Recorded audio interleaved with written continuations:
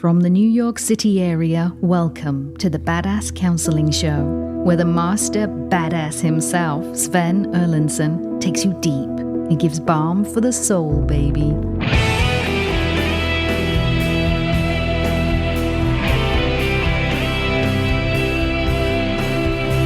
Oh yeah, Daddy-O. We are in studio and you're not. But it's almost as if you are, except, well, you're not. But we are. And wherever you are, it's great to have you joining us. Whether you are joining from South Africa, we have a contingent down there, from Africa, from New Zealand, from anywhere south of the equator. It's great to have you here. Those of you north of the equator, it's great to have you here as well. I have a very significant contingent of the team here today. I have KC, but she's not in the booth. She's joining us remotely. KC, are you there? I am. All right. Great to have you with us, KC. And I've also got Rob the Rocket. Rob, what say ye? You're all here to be or not to be. That's a question. I guess we'll find out. Sometimes I just have no fucking idea what you're saying, but I love you. I'm referring to your... I know it's Hamlet, but you're referring to what? The way you opened the show today. I got you. All right. I like it. And we have a special guest joining us today. We have Luke the nephew. Luke the nephew is my nephew. He is in from the far west, California. And this is the kid who graduated from college at the age of, what were you, 18, Luke? And had finished your PhD in supercomputing by what, 22? 24. Yep. And he's like 27 now, and he like owns the world or something. And Nice. So the whole team with Luke the nephew, but not Sophia the artist. She was not with us, but she'll be in tomorrow. We're in weekend of celebrating. Sophia the artist celebrating a birthday. We've got my daughter is and her wife are celebrating their wedding anniversary today. And so it's a weekend of celebration. And it was actually interesting. Luke makes a fucking, what's that thing, your printer thing, Luke? 3D printer, and I print out little axolotls. I have no idea what an exapody is, but it's a cute little exapody. And he gave me an exapody made out of, it's like a fucking, I don't know, but I got to pick. So that's his thing. You talk about my family. When Luke was a kid, little kid, he would run around. This is a true fucking story. He would run around his parents' house, like 3 years old, 4 years old, buck naked, run around the house, singing top of his lungs the whole way, nudist, nudist, everyone loves the nudist, nudist. It's like, you freak show, what are you doing? So anyway, that's Luke. And it's great to have Luke the nephew here. Thank you. Fully clothed. Fully clothed. Great to be here. He's in Northern California. That's where the nudists are, Before we bring our guest up, Rob, I have something that I want to read. This was sent in by a gentleman, avid listener of the show, and he had heard a show. He's a U.S. Military veteran, and he had heard the show that we had done, one of the shows, the Q&As that we had done, and we were talking about suicide among military veterans. And we were wrestling with the conundrum of why is the suicide rate higher among those who did not deploy, who did not see war, and lower among those who did see war. And I want you guys to listen to this. This has nothing to do with the nature of today's show. Today we're dealing with narcissism on the show. So I just want you to listen to this because this is so exceptionally well written, and so deep. And this comes from Christopher. And so I want you to listen to this. So just sit back for a minute. I just finished listening to your segment with Jeremy. We did a 2-piece segment that came out in June. And Chief Master Sergeant Jeremy Hardy, the combat veteran you were counseling. And something you asked at the end hit me square in the chest. Why do non-combat veterans seem to have a higher suicide rate than combat veterans? As a Marine who served honorably but never deployed, I can tell you from firsthand experience that shit is real, and it's deeper than most people realize. Here's the ugly truth. I didn't deploy. I never jumped on a grenade. I never got shot at. And because of that, my service, which was supposed to be one of the most meaningful things I ever did, is one of my greatest sources of shame. That shame isn't self-manufactured out of thin air. It's baked into the culture. From my first moment in the Corps, it's a constant pissing contest. Who's got the biggest dick, the hardest story, the deepest scar? And that doesn't end with your peers. It's your NCOs, your staff NCOs, the people who are supposed to mentor you, all in the same dick measuring contest. And if you didn't deploy, if your MOS or timing didn't take you down range, you're a boot. You're nothing. You don't know your ass from a hole in the ground. Your identity gets downgraded to you served boot camp. Cool story. Now shut the fuck up. So yeah, I got out. But I didn't just walk away with some mild culture shock. I walked away with a belief system that told me you served, but it didn't matter. That script still runs in my head every goddamn day. And then on top of that, you've got the civilian world and people like my ex-wife using it as ammo. You didn't even deploy. What did you even do? Why did you get benefits? Why do you think you're special? Well, at some point, you start to believe that shit. At some point, I did. In 2020, I almost fucking ended it. My self-image was so depleted, so hollowed out, that I started looking for reasons to disappear. Not because of one traumatic thing, but because of 1,000 invisible cuts over years. Every time I tried to be proud of my service, that voice came in, you didn't do shit. Well, here's the kicker. Combat veterans often got to complete their mission. They lived the thing they trained for. We didn't. We got left blue-balled by destiny. Loaded up, signed the same blank check, but never got to cash it.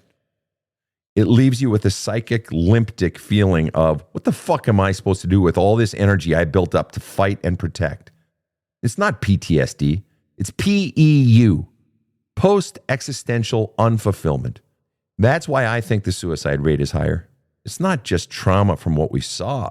It's the shame from what we didn't get to do. And the cultural narrative that says we're less of a man, less of a Marine, less of a person because of it. The Corps didn't give us a rite of passage. It gave us a sense of almost.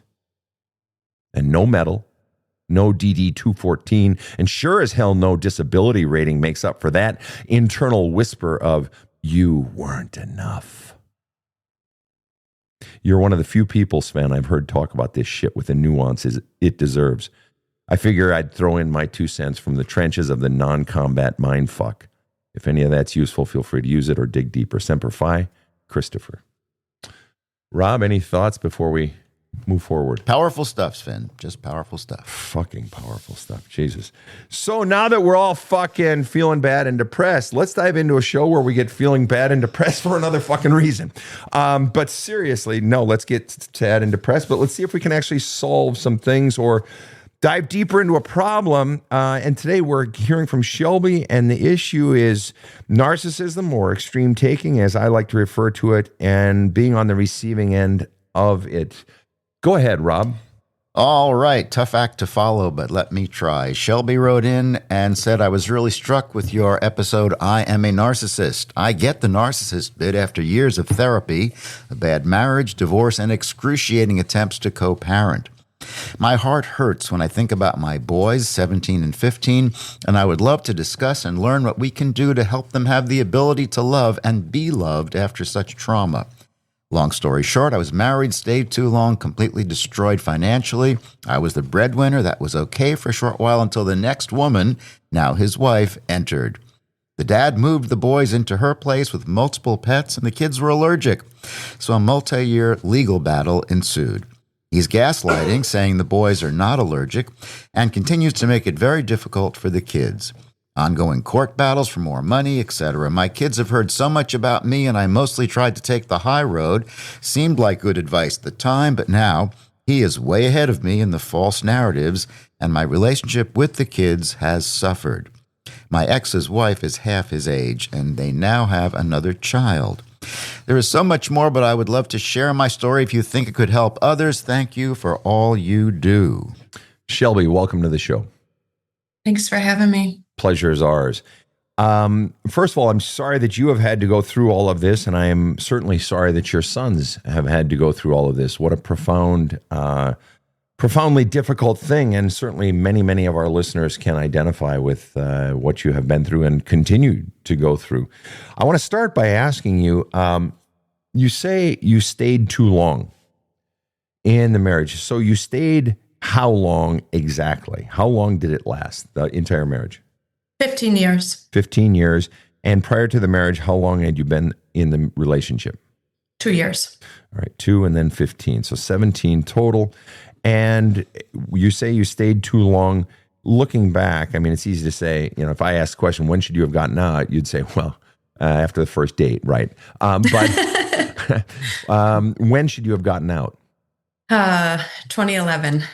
I know exactly when. Mm-hmm. You know exactly when. So that would have been 14 years ago. So that would have been a year into the marriage, right?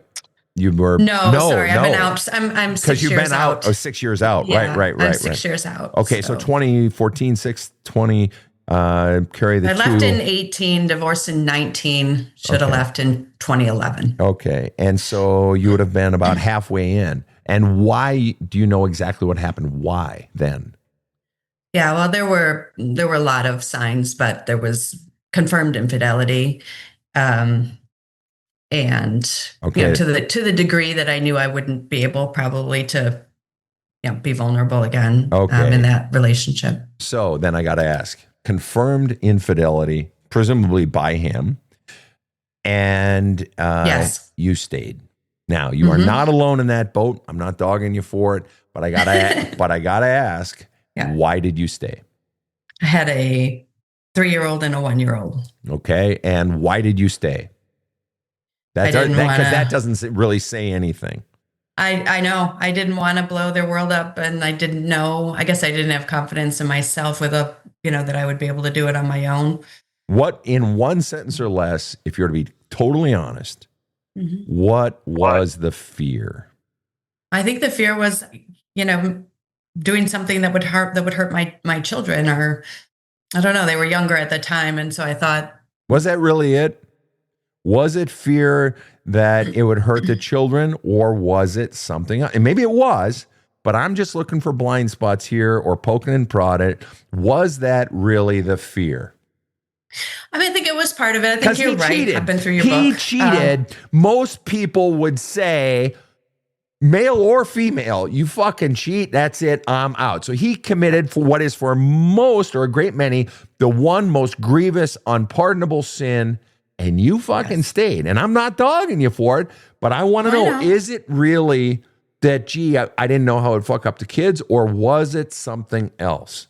No, I think it's two things. I mean, one is, I've read your book. I fall into the categories here, right? I understand, I was the camel or whatever you call it, sort of not getting much back. And I think I was largely distracted from the relationship with 2 young kids. And so there was an introspective part of me saying, what did I do? Did I drive this? Did I, I don't want to say cause this, but did I contribute to, his need for this to happen?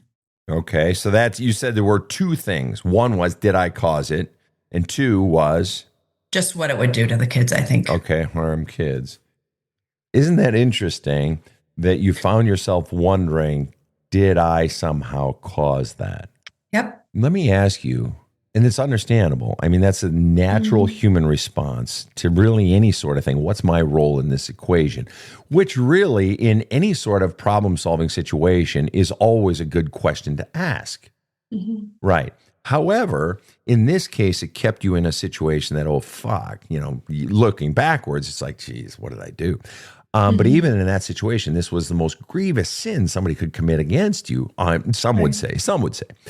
And let me ask you, was there a predecessor to that voice already inside you, to that question, that sort of self-undermining question? Was there a voice inside you that predated him? For sure. Yeah. I mean, I grew up, my dad left when I was young, never really understood why he left. It was for work and he moved away and wasn't really well explained to us. But there was surely a part of me as a daughter, wondering what I did to drive that away, or to, I don't say deserve that. I don't think I created it, but. Did you think back then, you might say that as an adult now, but what was the correlation in that little girl's head? And first of all, how old were you when Dad left? So 7 when he moved away. I was probably 3 when he moved out of the Okay. home. And 7 when he moved away. So at the point he moves away, all hope is lost of you guys connecting for most intents and purposes in a 7-year-old's mind. And so you can look back now and say, well, I didn't cause it, but what did the 7-year-old think? Right. What was your logic? Did you think that you had driven father away? Did you think somehow I wasn't good enough to keep him? What was the thinking of that 7-year-old? I think because it was focused on his work and him going and becoming, this big job or whatever, that it was, this family life wasn't enough or wasn't. And we were the youngest. I'm a twin. I'm an identical twin. So that adds a whole other dimension. But we were focusing on the idea of, did I cause it? We were talking about this when your husband how cheated. do you and walk away? Right, but we were trying to find a predecessor to that voice, to that question. And I said, was there a previous voice? You said, yes. Is there something I did to cause that? And so what I'm trying to pin down is when you were 7, what did you believe was the correlation to what you had done to father leaving? How did that 7-year-old answer the question, did I cause Dad to leave? Because on one hand, I don't think I asked, did I cause it? I think I said there must have been something I did to cause it. So you may not have come up with an answer, but you believed you did. In part, at least, right. In part. Okay. I must have done something to at least in part cause it. What the brain seeks resolution. I've done enough funerals of dead children, of adults who died too soon, of loved ones we didn't want to die. I've done enough of those funerals as a clergyman to know, most clergymen will preach it as, don't ask the question why, you'll never get resolution. You got to let go of it, wanting to know why. And I never preach that sermon. I don't believe that. I think we naturally want to know why, and we grow into an answer that works for us. What answer did that 7 or maybe later at 9 or 11 or 14, or maybe it was right away at 9? Hell, maybe she knew when Daddy moved out at 3, 4, 5. What was this sort of resolution that you came to your answer? What part did I play in causing Dad to leave? What was your answer as that young girl? I think it's that I was too much. I mean, that's the cumulative too much, but I do think that that's played out. Too much. There it is. Like it tipped it over. We were the younger ones, and maybe it was okay before then. And something about us on the scene or myself on the scene, caused it to go that way. And so just out of curiosity, was that message ever reinforced either explicitly or implicitly? You're giggling. Okay. No, what's the giggle? I want to know what's behind that little giggle. I mean, it feels like it's shown up. I'm pretty far ahead of that 9-year-old self, now and ages. So what was the giggle? I would say it's, I feel like too much in there's a dynamic in a twindom, right? Where one overshadows the other doesn't overshadow. And so I was the one that, that was in the shadow and couldn't overshadow. The other one got a lot more attention than I did. And so that too much has been a thing for me. It's like, well, you can do great, but don't be too much. Because if you do, you will overshadow the one who is supposed to get the light, and that is your twin. Who did you get that message from, your twin or the parent? Probably both. I remember it from the twin. Wow. I don't remember it overtly from the parent, except that, there's that constant comparison. And it's true with siblings, but twins is even more. It's like, are you the smart one? Are you the fat one? Are you the... Which one were you? What twin? What was your title as twin? So I was not the smart one. And I was the less smart one. Let's put it that way. They didn't ever call me dumb or anything like that, but she was definitely smarter. She was musical. And I was more social and just the quieter one. And the expectation was don't be too much. And you said you got it from your twin, but you don't recall it being conveyed either explicitly or implicitly by a parent. And of course, the parent, when we're talking about parents, Dad's gone. So we're talking about Mom. Yeah. Wow. So clearly then, if you're getting that message from your twin, then clearly, and you were expected to follow through, then clearly your twin had power over you. For sure. And that power was a result of what? Intellect or force or what? I'm going to start to cry. I think it made Okay, wait, stop right there. Why are you about to cry? We hit something right fucking there. X marks the spot. What did we hit? What are you feeling right now? I just feel like it's a power dynamic that. Why? Talk about it. What are you feeling? Well, so think about finite life source when you're in a room with someone. Like someone's gonna get more. Yep. And someone's gonna be stronger. And I was born. I went to an incubator, so I was the weaker one. And what are you feeling right now? Give me a feeling word. Something just profound is just like, whoa. Feeling word. Give me a feeling word. It feels like grief, to be honest. What are you grieving? What died? What is lost? It's not what I wrote in about. But there is this dynamic with my sister where we were always close and too connected, for healthy. And so I've made that distance. We've created a distance and we've, what are you grieving? What are you grieving? Well, she was my steady, she was the one. But we were talking about incubator. We were talking about small children before the distancing and so on and so forth. What was being triggered right then? Well, I got less. From the very start. And so the grief is what? Find it. Do it in a sentence. What are you grieving? What's the loss? I'm grieving that I didn't realize that it was the same amount wasn't available to me my whole life. Wait a minute. The same amount wasn't available. That's you making a sort of theoretical statement about the whole situation. Talk about the fucking child. What were you experiencing? What is the loss? State it in first person, not as this stepping back, assessing the whole forest. Go into the goddamn forest and tell me what that child was fucking experiencing. There's not enough for me. And so what did that little child feel?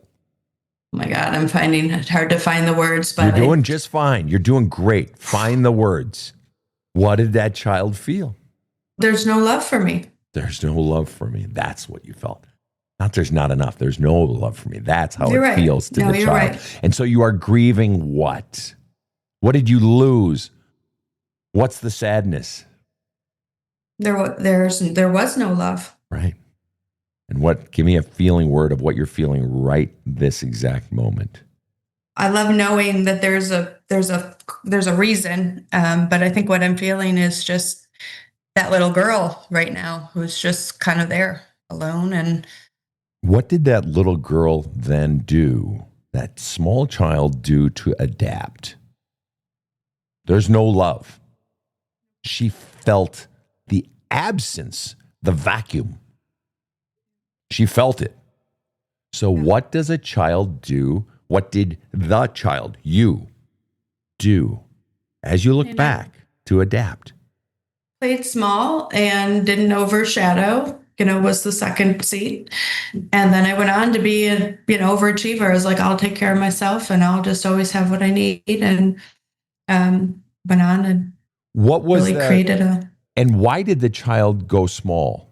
I think it was just the don't overshine, like just there's nothing there anyway. So just kind of go along and do your thing. And I got sources of, affection, and I had a lot of social connections and other families and such that,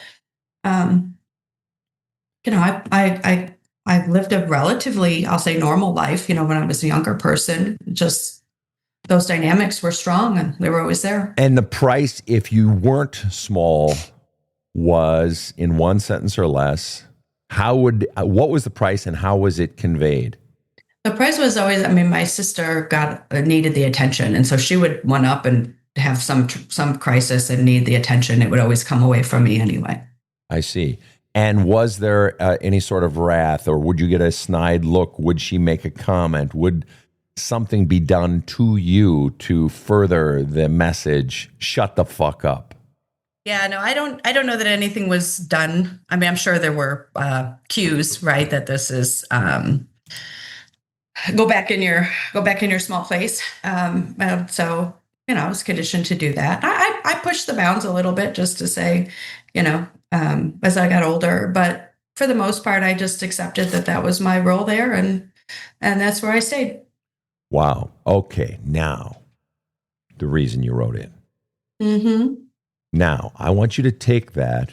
Well, now is the critical question. Hold on. But before we do, we're going to come right back, Shelby, because we're going to bring that forward. Okay? Right now, we're going to take a quick break. I've read so many self-help books, and I always get something good out of them. But when I dove into There's a Hole in My Love Cup, well, it changed me. I cannot recommend this book highly enough. My copy is very dog-eared and highlighted. Thanks, Sven, for writing it. I love There's a Hole in My Love Cup, and believe you will also. Order your copy at badasscounseling.com. This show provides soul counseling intended to entertain and inform and is not medical advice.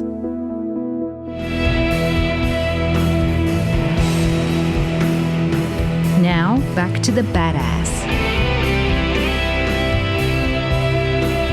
And we are back with Shelby. Shelby? All right. So, you were set at a very young age. I mean, the incubator, the finite amount of love, you were the weak one. Mm-hmm. And that wasn't cognition. Gee, I'm the weak one. I'm in an incubator, obviously. But that becomes part of the story. And that becomes the pattern set in the parent's mind of how the child gets treated. Now, oftentimes, the weak one then gets the extra attention, gets the extra love, is treated as special. I have a chapter in the book on special needs kids, how oftentimes they can become sort of the golden child and suck the oxygen right out of the room, right? Unintentionally. And then you have the guilt of that. But it went the other way with you, that at the hand of your sibling, you got the message, you are the shadow, I get the light. Right. Yet, before we then fast forward to present day and your whole life of narcissist, spousal living, but the parent allowed that. Mm-hmm. Did the parent know? Did the parent facilitate you being Shelby the lesser of the twins? I think it was just a matter of coping. I mean, but wait a minute. You didn't listen to what happened right there. Folks, did you guys hear that? I asked a question of, did she know? Did she facilitate? And you, as a sort of an apologist, said, I think it was coping. You gave her a reason why it was done by mom, which is an acknowledgement that mom did it, but you're trying to excuse it. So you served a dual purpose there for me. Okay. One, you just fucking exposed your mom.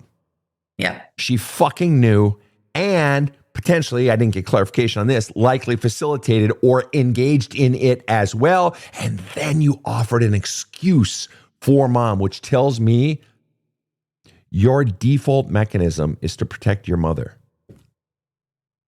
Maybe, yes. Well, clearly you are. You're making an excuse for it. I'm trying to protect a fucking child and what was done to a child, and your default is to protect the mother who is making a child feel lesser. What are you feeling right now? Give me a fucking feeling word, because people can't see it. I'm the only one that can see it. You are fucking tearing up. I'm trying to protect the child, and you are protecting the child's mother. What are you feeling? Feeling word right fucking now. I'm feeling 1,000% of that. Feeling word. I want a feeling word. I'm just sad and I'm angry. What are you saddest about, and what are you angriest about? I'm sad at the realization because you just made it crystal clear. What became crystal clear? That I'm making excuses for someone that allowed something to happen. Oh, and listen to you. You just shifted it from mom to someone. You had to give yourself a step back of breathing room from mom. You had to make it someone a little more distant. You make excuses for mom, which implies you've been protecting her a long fucking time. Yes, I have. Still. And then you said, and angry. And I asked, and what are you angriest about? So what are you angriest about, Shelby the lesser? The lesser that makes excuses and covers for all the others. But we're talking about mom. We're not talking about all the others. We're talking about the single most powerful person in your life, or should have been. And really, isn't that the twist on the whole story? Yeah. She wasn't the most powerful person. No. Who was? Who had power over your mom? My twin. Your twin. Yep. Your mom wasn't parenting. I mean, she was changing the diapers and she was, getting people off school and probably cooking the meals. But who held the power? Your twin. Because very much so. Yes. And let me guess, it's still that way today. You got it. Uh-huh. And you said there were other siblings and so forth. I have no doubt, et cetera, et cetera. But at least in the micro edge of the family down at the bottom, the three of you, it was clear who had the fucking power. And you were the shit stick sucking hind tit. Sucking hind tit, right? Yep. So the way you survive is shut the fuck up and be less. Do not be too much. All right. Am I in the ballpark? You're there. All right. So then let's fast forward. How old were you when you discover Fuckstick has cheated on you? Right. Very close to 40, actually, because I had my second son late, 39. Okay. So I would have been 40. 40. All right. So you find out at 40 years old. And you had been living the life. Is it safe to say that you had been living the life throughout this marriage of shut the fuck up, don't be too much? Or had you been somehow living out of character from age roughly 7 to age 40? So had you lived 33 years of, no, I'm going to be me, I got to be me, and I'm big and living large? Or were you in your marriage decided to not be too much, and who was the primary power source in your home? So interesting. I did go big and live large. I made a great life for myself. I saw the world. I was all over. I was very successful at a young age before the marriage. And then I met my ex-husband. And I would say, I guess I thought I had the power going into it because there was quite a imbalance in terms of life and experience and I'll call it success, applied success. And I thought I had the power, I guess, but didn't turn out that way. As soon as I had my son, something flipped. It was okay until then. And then it's not about you. It's never been about you. Oh, and there it is. There it is. And then it just, there it is. It's not about you, period. It's never been about you. So the message was still there. Literally those words in the hospital when I had my son, those were the words that were spoken to me. And yes, it did bring up all the old. Oh, and just so I'm clear, those are literally the words that were spoken to me or by an external source? No, by my ex-husband. It's not about you. It was never about you. Ho, ho, ho, ho, ho. Wow. It's one of those that sticks with you, when you retell the story and you really try to, when I really try to investigate, how did I know? When did I know? It was like, well, in that moment, for someone I'm cut hip to hip, I had a very traumatic, the cord was around his neck. And so it was a very emotional thing. And all of a sudden, everybody's kind of okay. And you're trying to figure it out. And you're like, oh, I'm feeling a little bit of pain. It's not about you. It's never been about you. I'm like, whoa, really right now? We're going to do this. And so, so I said I knew in 2011. I guess I knew in 2007. Wow. So now 2007, that was roughly year 3 of the marriage, year 4 of the marriage? Year three. Year Two, three, and you had 2 years before the marriage. So now we're roughly 4 to 5 years into the relationship. And so now I got to ask, that's when it's no longer a red flag. When he says that, now it's not a red flag. Now it's flashing neon lights saying, I'm a fucker, you're a piece of shit, I'm a fucker, run away. All right. I mean, it's in plain English right there. Okay. So let me ask you, were there red flags prior to that? Yeah. Okay. I mean, in the Were there red flags that you saw at the time? yeah, they were sprinkled in, and they were more things about life. I was like, okay, we're having a baby. Like, you figure out what you want to do with your life, and you can go to school, and you can get whatever degree you want, and I'm paid for everything, and you can do anything. And there just wasn't any answer there. And there was always, something for attention, whether it was, online, talking to people, or, actual relationship. There was always this demand for something else. And so I didn't have it from him, you're saying? Yeah, I didn't have it square in the face until then. But there were, in hindsight, do I see some other things? Yeah. Well, and what I'm wondering is, when you were going through it, were there things that registered in you even then? Probably, and I dismissed them promptly because I wanted to believe my life was fair enough. What I thought it was. We have all done that. Believe me, we have all done that. Let me ask you, what was, as far back as you can remember, what was the earliest indicator you had that this doesn't feel good or something's really fucking off here, that you remember that it registered at the time? I think that was the biggest one, just because I was so vulnerable, and it was so outrageous. Like, there's no way to avoid that and say, oh, well, he didn't mean it. And were there indicators in the dating? In hindsight, yes, like love bombing and, all these things. I mean, but at the time it was, it was very different from me. It felt very complimentary. I was very, wound tight. He was very relaxed, and who knows what that really was. But in my mind, it was all very complimentary. And so why would this tiger in life abdicate her power when this man says these things? I mean, you had been a world beater. Why did you all of a sudden shut down and become really the don't be too much that you had been in your childhood? Why? I think I had this belief that if I wanted both, meaning I wanted to have a family and I wanted to, I had to be less of something to have more of something else.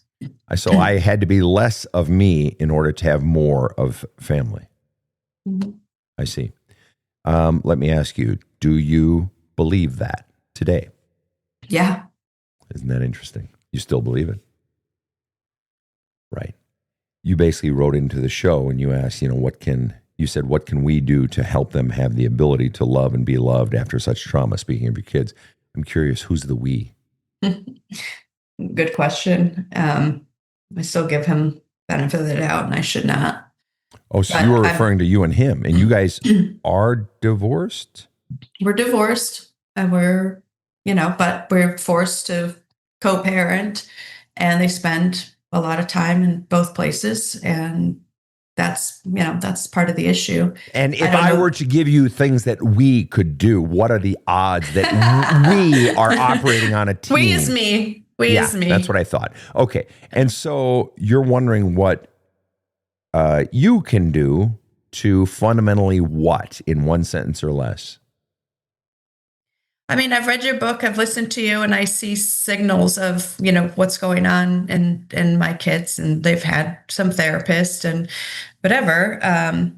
I think the reason I wrote in was, when they're growing up, I want them to have healthy relationships, but two, so I haven't been present, as much as I would like to, and I feel the clock ticking on that with parenting. Physically present? Well, physically, I've been here. I've been distracted. I got out, and then I was a good, relatively good presence, and then got out, and then all this legal stuff happened, and I was highly distracted, highly triggered, highly reactive. It's not gone yet. It's still going. But I've pulled myself back, to try to focus on myself and my own well-being, which I've been doing for the last probably year again. Good. I've done it before. And now I'm kind of listening to you and reading the book, and I'm not done yet, so don't spoil it all for me. But I really want to understand, how can I apologize. I'm very self-aware. If I yell or something, I own that. And I say, it's not about you. This is me dealing with my own things that have nothing to do with you. But I know that still leaves an imprint, and that's where I would like to, do some work. Right. First of all, your sons love you very much. Sadly, when you're the parent who's been the victim of a lot of shit, they love their father too. It sucks. I should be the one they love. He's a fucking asshole, right? And he thinks they shouldn't love her. She's a bitch. I'm the fucking good guy. Fuck her, right? And the stepmom's like, does anybody love me? And as a step parent presently, I'm like, what about me? What about me? I try so hard. Okay, so everybody's, wanting to be the only one that's loved, or whatever. But they love you. And I have clients in their 70s still taking care of a 95-year-old parent, hoping that today is the day that mom will turn and say, gosh, you've done so much for me, and I've been such a fucking asshole all your life, and I was a dick when you were a child, and I love you so much, and you are so faithful, and you are so good, and I'm sorry for everything. Okay. Not going to happen. But the point, the point I am making is that into the 70s, the child longs for the relationship with the parent. For as much as they may say it's not going to happen, there is a piece, and they know it's not going to happen. The longing is still there, buried deep. Okay. So you having a 17 and 15-year-old sons, oh, fuck. Dude, the notion that they can be healed, that their needs can be met from their mother, this is all very, very, very much in the realm of doable. And furthermore, their love for you is at this point boundless.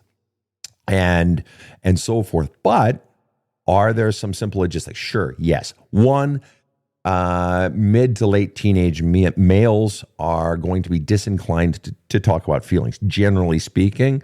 Two, they're going to be disinclined to want you to feel bad. Unfortunately, they probably, and they've picked some of this up from you, but also part of it is being male in American society, but part of it also is they see what you've gone through. They've potentially likely also seen a lot of your feelings. They don't want you to feel bad. They feel they need to take care of you. So the notion that they're going to spill their guts and say, yeah, Ma, you fucked me over. Jesus Christ, you fucking this and fucking that. Fuck, and yeah, I'm angry. And Jesus, fucking grow the fuck up and blah, blah, blah, blah. Whatever they're feeling. Probably not going to say it. Not going to happen. Right. At least not to you. Not right now. Well, right. But at least not to you. But worse, they may not ever even say it in session because they would feel, I get clients who, think about what you just did in session at the ripe old age of, gee, you're 29 still. Think about what you just did in session. I asked you about your mom, did she facilitate your sister treating you that way? And you said, oh, it was a coping mechanism. You're defending her at your age still. So how much more so a teenage boy who feels he has to be tough and I need to defend my mom and my mom's doing her best, they're going to fucking defend you to the fucking nth degree and minimize their own fucking needs, especially when they're trying to get love. All they want from mom and all they want from dad is to help you guys, each of you heal, each of you feel better, make you laugh, whatever. Why? Because if I can just figure out the right formula, maybe I'll become the family comedian. I'll become the Robin Williams of the family. Or maybe I'll soothe mom. Or maybe I'll help dad, blah, blah, blah, and do all the stupid shit dad wants me to do. I'll go on hunting trips, even though I'm a vegetarian. I'm going to go on hunting trips because I get a minute with my dad. Because then if I give him whatever he wants, then maybe there's hope. Yep. That I'll get a little bit of love poured into my love cup. And he said, the younger one can articulate that. He's like, I'll take whatever I can get. I'll take whatever crumbs I can get. And who does he sound like there? Well, he sounds like what I sound like today. Well, and what you've been your whole life. Right. So then it would seem that in a way, the kids are replicating what was modeled for them, not just what was done to them, but you have modeled for him. Yeah. And they follow our lead. So, for instance, at a funeral, let's say you have the favorite grandma, the boy's favorite grandma dies. Let's say it's your mother dies, and let's say they loved her, and let's say you loved her, and she was this wonderful, whatever. And you all go, and the boys see you cry, and maybe they see their favorite tough uncle cry. Oh, what's being modeled? Crying is good. Crying is okay. Mm-hmm. It's being modeled. Okay.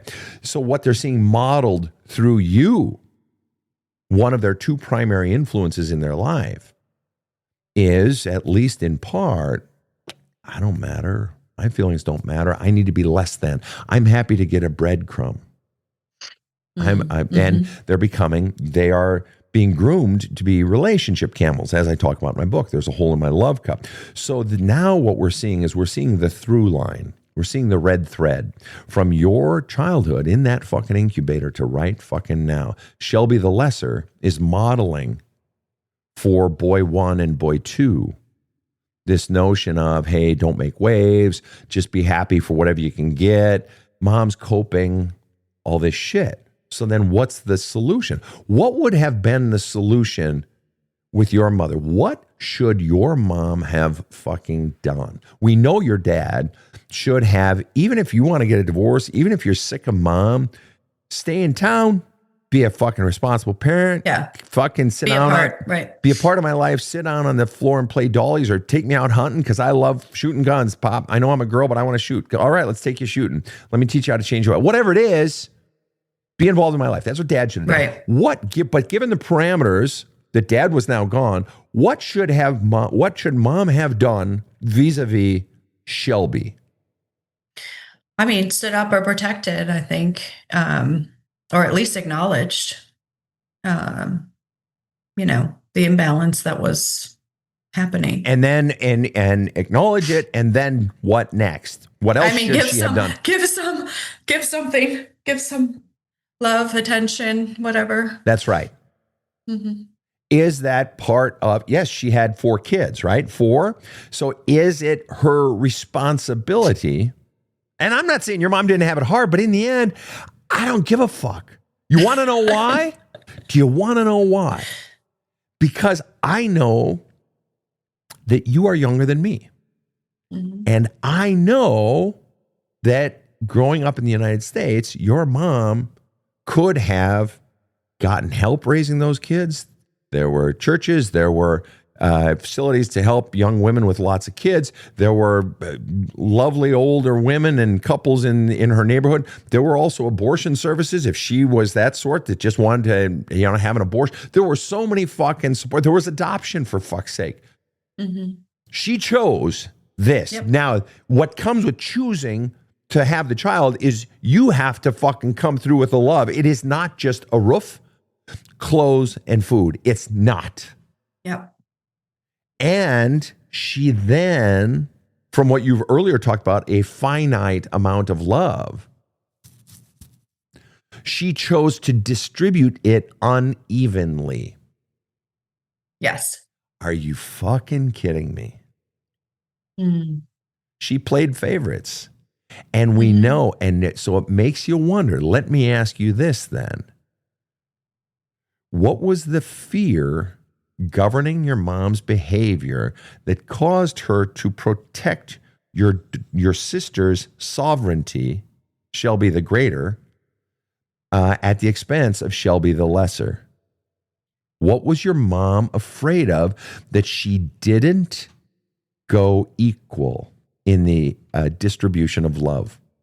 I mean, I think because I think she thought my sister was emotionally, something would happen. I mean, even though I was the lesser, I stood up as the stronger one that didn't need more. What did she fear? I don't know what she feared. Speculate. You've been a mom. You are a mom. Speculate. You know your mom as well as anyone. What do you think your mom was really afraid of? That if she did not capitulate, to Shelby the Greater, what did she fear happening in one sentence or less? I honestly don't know. I just thought that it was always that she was so delicate and something would happen to her. And she perpetuated that, and it still exists today. Why has your mom? And so if she was so delicate and if she broke, then what? I don't know. What was your mom afraid of such that she gave unequal distribution of love to her children? I guess she fails at some level. Right? There we go. Now we're getting down to the visceral human level. Yeah. And if she fails, what potentially is that a confirmation of? No good at anything or whatever, purpose, life. Potentially a message that she had been getting her whole fucking life. So in a way, even though you were Shelby the lesser, she was protecting or servicing the other one, Shelby the greater, right? And so as a way to potentially, she was protecting her own fucking ego. Yeah. You were potentially the detritus, the fucking collateral damage of a weak ego. Yeah. Yep. Yeah. Not that that's an excuse. So here we are then. Which of your boys are you favoring? So I think it's been a mix. I think it was 1, and then I think 2 was special needs. And which one is it presently? And maybe it's neither. I think it's neither right now. Good. As in both are getting 0? No, both are getting as much as I can. Good for you. As I can give, and very differently because they're different people. At the root of the problem. So you came here wanting help. So here's the help I'm going to give you. Okay. At the root of the problem, of all your fucking problems, all of them, at the root of what caused you to stay when someone violated all trust in the relationship, at the root of you even doubting yourself now, which is totally understandable, at the root of the existing chasm between you and your sister, at the root of all of it is a belief that you just don't matter enough, that you're too much, and that you must be less in order to get more. Yeah. You must be less. And in fact, you are less, and you never mattered. You don't matter now, and you never mattered. All that swamp of bullshit that was never true, because implicit in that message, you see, you got that message in incubator or somewhere in there, post incubator, you got that message that basically you are intrinsically not enough, unlovable, which is, and I will tell you right now, Luke, the nephew who is joining us in studio, his mother has been a neonatal nurse for almost 40 years. And I once asked her, you maybe have heard me say this on the show, I once asked her, you know, she's had babies born smaller than half of my hand, and a heart born outside the body, or a vestigial tail, and sacral teratoma, and all the 2 heads, all this stuff. And I asked her, which of all the babies that you have taken care of over 40 years, which ones were the ones most unlovable, or which ones were unlovable? And she looked at me and she said, "You're a fucking idiot." I said, "What do you mean?" She said, "None of them." Right. But you finished my sentence for me. So if the child with the vestigial tail, or the child whose lungs are whatever is not unlovable, in other words, if that child is lovable, then you can't assert that you were unlovable. And yet you have been living by the belief that you are the one exception in the history of humanity, that you were not enough, that you were unlovable, that you cannot be too much, that you cannot be you, because you being fully you is not right, is not good. It is intrinsically bad. That is the heart of all your problems. It is a belief system that you did not choose. Right. It is a belief system, a myth that was forced on you, that was untrue back then. It is as untrue as it is today. That you believe fundamentally that there is something wrong with you, that all of this is fundamentally your fault, and it was never about you. You were never enough. That's the problem. You fix that. And what you are then modeling for your children, the behaviors will be what the behaviors will be. You came in wanting behaviors that you could change, but those behaviors won't change long term until the core beliefs driving those behaviors change. Mm-hmm. I wanted to drill down to the core beliefs, and we got there. You were in fucking tears. We're talking about incubators, and you're crying. Right. Mm-hmm. Right. What's going on inside of you right now? It's just all making sense to me and I can see what did you call it? The line? That's the line between. Yeah, the red thread, the through line. Yep. Yeah, the through line. That's what I was trying to remember. But yeah, I can see a lot of parallels, and I can understand the reactivation of certain things. What does it cause you to realize this notion that I don't matter, I never mattered? I mean, he said it. In a way, he was saying something he didn't even realize how big the truth was that he was saying. You, in fact, never mattered long before he came along.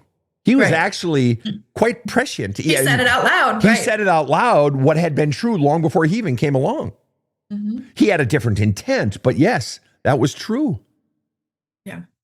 Let me ask you then, just off the top of your head, and I'm going to turn it over here to KC. I'm going to pull in Casey. I'm going to pull in Rob, and the nephew can ask if he can fire me a question on paper if he wants. What do you see as the biggest implication? Just spitballing it. What do you see as the biggest implication of this moving forward? And maybe there's nothing you can see at this moment. That's fine too. I'm just curious. No, I think it is. I mean, it's really helping me understand. I mean, I overcorrected. I went to the mat. I stood up. I protected them. I went to the court system. I wanted them to back it up. And so I did listen. I did protect them when they were being injured and harmed and not loved and told that they didn't have these problems. So on that hand, they'll have that. There was someone there. But I continued to evaporate, at the same time. Have you protected yourself by standing up, messaging the stories he's been telling about you?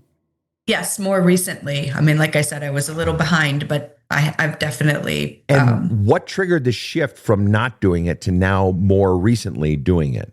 What triggered that shift?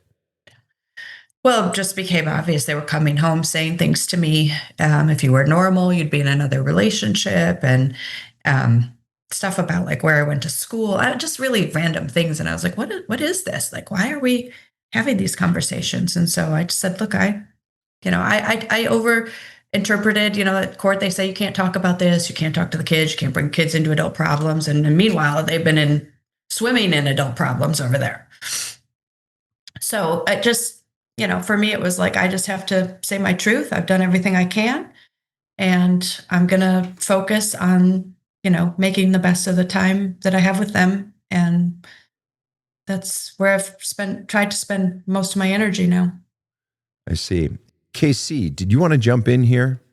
First of all, thank you for being on the show. And, you came on the show to bring up an issue about your what you perceived as your problem, your narcissistic husband. And, as usual, in 20 seconds, Sven uncovers, that the real issue started long time way ago. back. Sure. In vitro, actually, in your case, right? You said some things that were amazing to me. The same amount wasn't available. There wasn't enough for me, right? And that started actually in vitro. Mm-hmm. Your identical twin was siphoning off more resources, than were available for you. And you viewed that as you being the weaker one. But I got to tell you, little tiny person, you survived at your most tender age in vitro while someone was trying to kill you, basically. And wow, so that's interesting. In my mind, that doesn't make you the weaker person. That makes you the stronger person. And Wow. we've sort of seen that throughout your life. And so I think maybe you need to flip that story that you've told yourself on its ass, because you have been surviving as the strong one since before day one. Well, you know what's interesting about that, Casey, is if we were to just run with that theme a second, a little further, that's a brilliant insight, that the strength is often shown in surviving, but that strength is there. And once it's turned from surviving to pumping that energy, that strength that I've always had to keep my head above water, but now pumping it into me as power source, is actually strong in giving that energy to me and residually then to the kids as well. I tell people that the people at the top of the family food chain always fear most the people at the bottom of the family food chain. Yep. Because you have the most power to destroy the family myth. Mm-hmm. And I'm neither advocating for or against that. That's not the point. They need to silence you. Why? Because you hold the counter story to their myth. You have the story of everything else that they don't want out there. You hold the truth. Yeah, you fucked me over. You silenced me. You didn't do this, Mom. You didn't fucking protect me. You want to be honest, Mom? Oh, we're having truth time? No, you don't want truth time. Oh, big sister, you have been. You were happy to tell me and show everyone that you were smarter. If I excelled, you had to push and make sure everyone saw how fucking great you were. How small an ego do you have, Shelby the greater? That I even had to be Shelby the lesser. And I fucking handed that to you. I deliberately, I hid it under a bushel basket. I hid my light so that you could shine because you were so small. Let's tell the whole fucking story. No, they're afraid of you. You actually have the power because you have the power to destroy the family myth. They're actually afraid of you. And they have been the whole time. That's the irony. But you've been living in fear your whole life. Mm-hmm. And the truth is, you are now passing that on to your sons. So the goal isn't to change your behaviors. The goal is to go down further into the core beliefs you haven't taught to believe about yourself that were bullshit from the beginning. Because until you change that, it's all just empty actions. Once you change those core beliefs and actually finally, for the first time in your life, fall in love with that in vitro incubator child and realize, whoa, this child's the fucking beauty of the family. Look how powerful this child is that it came out with these muscles and with these, wow, and ready to go. And until you set that little 7-year-old girl free of those feelings that she had been stored up that no one was listening to, until you open those cigar boxes that she found that she was stuffing in all the chits, all the receipts of all the feelings that she wasn't allowed to express, until you allow those out, you are fundamentally telling that 7-year-old girl, no, sorry, your feelings don't matter. So now it's not them doing it to that 7-year-old girl. Now it's you. Mm-hmm. But once you let them out, you set that girl free. And that act of you feeling those feelings, giving words to those feelings, writing those, journaling those, and all the anger at mom, all the sadness at mom, and what a fucking disappointment she was. I really don't care, Mom. I'm 7. I don't care how hard your life is. You're not giving me love. I don't care. It's not my job as a 7-year-old to care about your fucking feelings as a 35-year-old. It's not. Right. And exactly. I get to have my feelings. And by you doing that, the mere act of doing that is no longer you defending the mother, giving your energy to defending her. It is you finally setting free the 7-year-old. And by you doing that, the underlying message you are sending to the 7-year-old is the most revolutionary message of your life. And that is, you matter. And by you sending it to the 7-year-old, you are healing that hole in your love cup inside of that always 29-year-old that you are today. And by doing that, also the gift that 7-year-old gives to you is by opening those cigar boxes inside the vault, that all those true feelings that you've kept locked down your whole life. By you doing that, not only are you setting her free, but the gift she gives you is she's introducing you to your authentic self, because all of those feelings are your authentic responses to what was being done to you. So it's this mutual sort of giving process. Casey, any further questions or thoughts? Yeah, I think this whole show has been incredible. because it really speaks to the power of siblings and parents and siblings, and the power that siblings have over each other, in order to do great good and great damage. You had said some things about your siblings. You said, we've created distance. We were too close. And I just think that that was so interesting, because I just had a relative tell me that their parent was literally, after them reading, both of them reading Sven's book and doing the work, that they are now able to see that their parent actually tries to start shit between the two of them to break them up. As adults?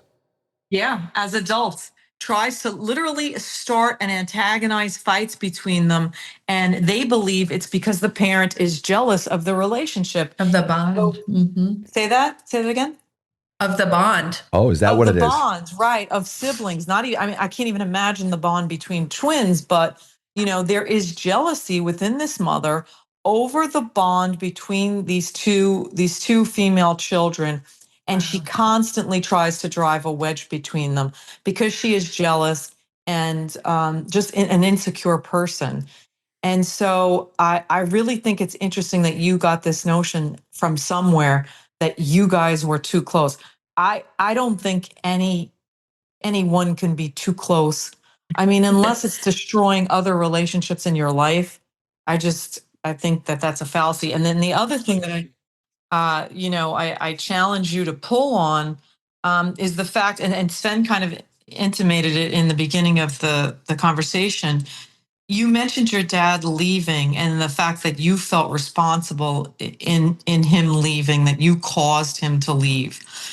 And I got to tell you, that is just the craziest thought that children think, and you didn't do that. And it's understandable that a child would think, because that's how we all think. But absolutely, we go all ahead, think Casey. that way. But I think, in your personal development, in working through the book, in journaling, that's a thread that needs to be pulled on, because I can pretty much almost guarantee you didn't do anything to make him leave. So that's all my thoughts. And I just think this episode has been incredibly powerful for me as the youngest child of 5 and 4 of them female. And I think it's just going to help a tremendous amount of people.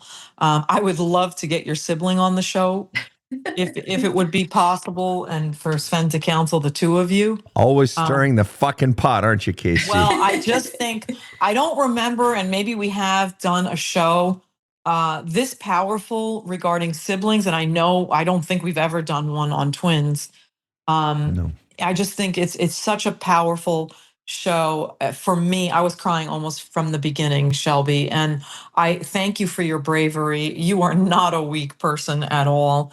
You are a monumentally strong person from the very beginning.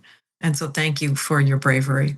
And of course, the interesting little wrinkle, as the listeners to my show know, is that I'm soon to be a grandfather of twins. Twins. Right. So this is really, I have to be very honest with you, this is new to me. This this dynamic that you've been talking about here. And what's also interesting about it, and this has really nothing to do with anything, but the twins, I'm from the Twin Cities, and the world-renowned largest research institute on twins studies is in the Twin Cities at the University of Minnesota. Twin Cities. Yeah. Luke, the nephew, I think you have a question. Go ahead.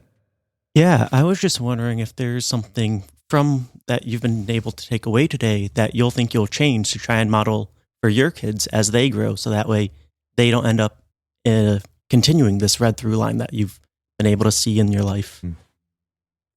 Yeah, no, thanks for that question, for sure. It's been popping up as I've been reading, journaling, and doing some of the work and getting more, I'd say direct, but not with an expectation of anything back from the kids, but really just I'm letting more of my authentic person and mom show up and trying to model authenticity, where before I tried to protect them, I think more, and taking the high road and not saying the things and stuffing it and being the camel. And so, I think that that's one thing that I want them to have some agency over, their own. It's okay to call out, like, I don't feel very good right now, and they do, but I'm not reactive to it, I guess, like I might have been. And I'm just trying to, I will definitely work so that they understand, especially the younger one. I mean, he does feel like, I think that thread on, did I do something to cause this? And I think he has a similar story. Just based on what we talked about today, I'm hearing a different set of conversations in my mind. And so I think working through some of that will also be helpful. And one of the questions that you can ask yourself, but also you might even pose it to the boys as an outright question, is to ask, and it can be in writing or in person, but certainly for yourself to play with. And that is simply this question: what % do you feel responsible for taking care of me as your mother? Mm-hmm. And if it's anything over, I don't know, 1, 0, right? Right? Like, I mean, if my tire goes flat on the highway, you better fucking drive up, here. right. And exactly. Shit like that. But, okay. And that does not excuse them from good manners and respect, and you do your fucking chores and, do your laundry and shit like that. But I think you know what I mean. The other thing, just a quick tip, and this is for you as well as for fellow listeners, when it comes to helping our children heal, there is a particular video. I've shouted it out before.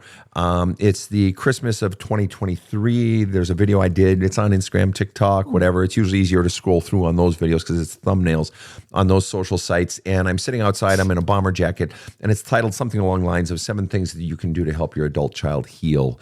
Now, your children are not adults, but there's actual step-by-steps through there that you can take that I recommend. And that's Christmas 2023. It's either the 24th or the 25th of 2023, December. Okay. And then I have one final question before I let you go. And that is this: in your work in There's a Hole in My Love Cup, what has been the hardest thing that has caused you to put down the book at times and not move forward? So I would say there was a pause between right around chapter 7. I'm trying to remember what it was. But what was happening inside of you is what I'm more wondering about. What has caused you to not? Oh, it just stirred something that I knew was deeper and was going to What? expose, bring up, the things that I really wasn't sure I was ready for. I see. That's just it. Mm-hmm. That's just it. And so that's why it is this courage, that this work in the book and this ongoing work on yourself, it requires the courage to, if you need a break, take the fucking break, but to keep going in, because again, the goal is not speed, it's depth. And the more you push yourself to go into the ugly stuff that's hard to look at, that's hard to feel, that makes you cry, that makes you angry, that exposes your loved ones, that shows you the truth of who your mother is, who your sister is, what you've done, the shit you're embarrassed about or shame, or the more you bring that up, welcome it and flush it. The more you do those, the more you heal, the more you set that 7-year-old free as well. Shelby, the lesser, no longer Shelby the anything except Shelby the Fantastic. We are so grateful that you have been on the show, Shelby the Fantastic. To say profoundly not what I expected at all, but thank you. And it absolutely makes sense to me. And, for anybody who hasn't read the book or started doing the work, or I don't know if I shared the story in the beginning, but, I started following you on social media because your feed fills up with things that you're reading and doing. And I saw a couple of your really shorts and Have a Kick-Ass Day. It was like this really profound lesson, then Have a Kick-Ass Day. And I was like, yeah, I need more of that. And so I just kept going more and more and more. So, and then finally found the book and the podcast and following all that. The playlist has also been really interesting to me. Like they're all songs. Yeah, they're all songs that I know and have loved and resonate on a certain level, and to have them all come back at me when I'm doing this work has just been a surprise, but also a good one. Oh, that's great. Lovely, lovely. Rob, you get the closing remarks. Isn't it interesting how Shelby began by centering this on how am I going to take care of my kids, and then comes around to the critical path of how am I going to help myself? And that is, in fact, the answer. Well said. Perfect bow on it there, Rob. Well, I think that is a wrap, folks. On behalf of my team, KC remotely, and Sophia, the artist in absentia, Luke, the nephew, Rob, the rocket. On behalf of my team, we thank Shelby and all of you for listening in. Have a kick-ass day. The Badass Counseling Show is strictly copyrighted. No copies may be made without the express written consent of the Badass Counseling Show, LLC. The Badass Counseling Show is produced by Karen Camparelli and Robert H. Friedman. Executive producer Sven Erlandson. Original music by two-time Emmy Award-winning composer Trevor Morris. Have a kick-ass day.